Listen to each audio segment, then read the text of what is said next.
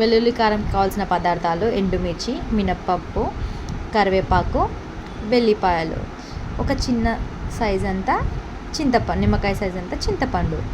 ముందుగా కడాయిలో కొద్దిగా ఆయిల్ వేసుకొని ఎండుమిర్చిని దోరగా వేయించాలి.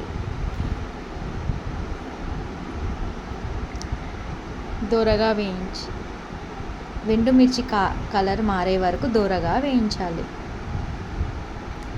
పొయ్యిని లో ఫ్లేమ్లో పెట్టుకొని దోరగా వేయించాలి.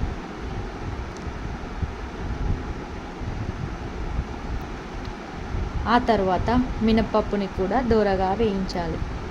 దాంట్లో పచ్చి వాసన అంతా పోయే వరకు వేయించాలి.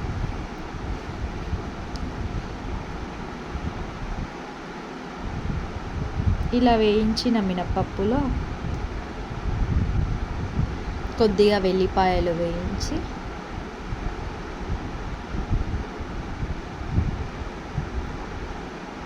ఒక గుప్పెడంత వెల్లిపాయలు వేసి వేయించాలి.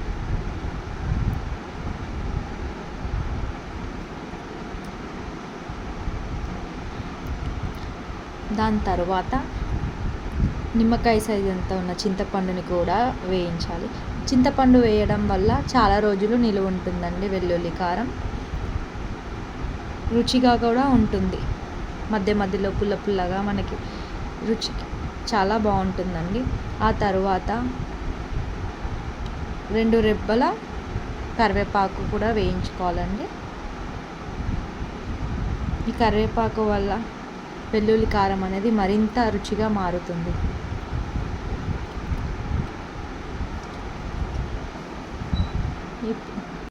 ఇప్పుడు వేయించిన వాటిని అన్నిటిని మిక్సీ పడదాం.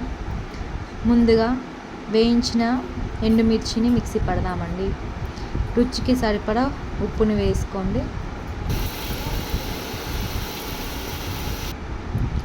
ఆ తరువాత మినప్పప్పు, ఏవైతే మన వెల్లిపాయలు మినప్పప్పు ఉన్నాయో అవి వేద్దామండి.